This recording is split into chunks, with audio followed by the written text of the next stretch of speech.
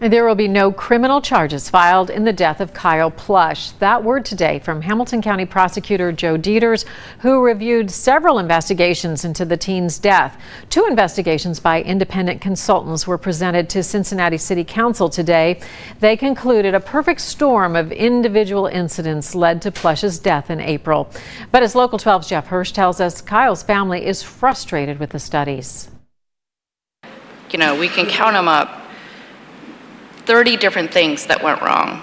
Kyle Plush's family was not happy with the 2 independent investigations. 16-year-old Kyle was trapped under a seat in his minivan at Seven Hills School and suffocated.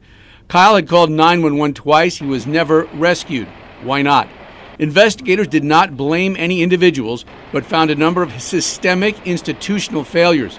For example, one of Kyle's 911 calls came in silent. The operator assumed it was a deaf caller, so she turned the system to TTY, where deaf callers can type their requests. Kyle's audio was recorded but not played back.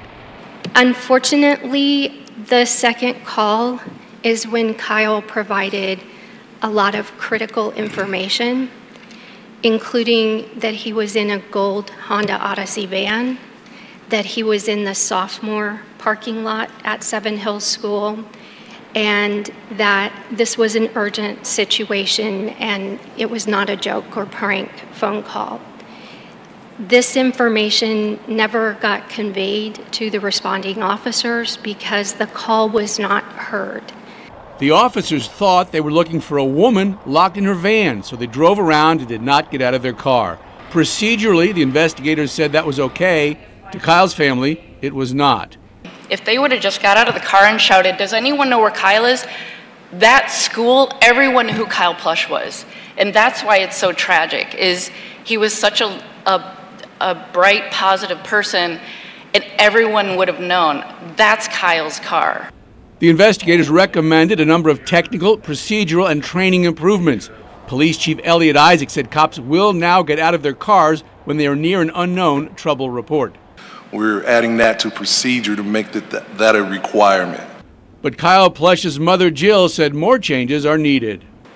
Maddening. Frustrating. This report, not enough.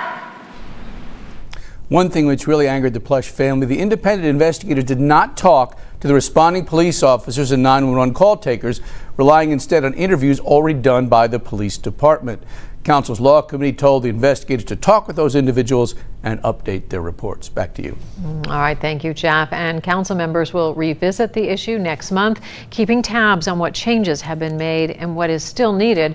Acting City Manager Patrick Duhaney said the city will do as much as it can, but warned there is a price tag and other things might have to be cut.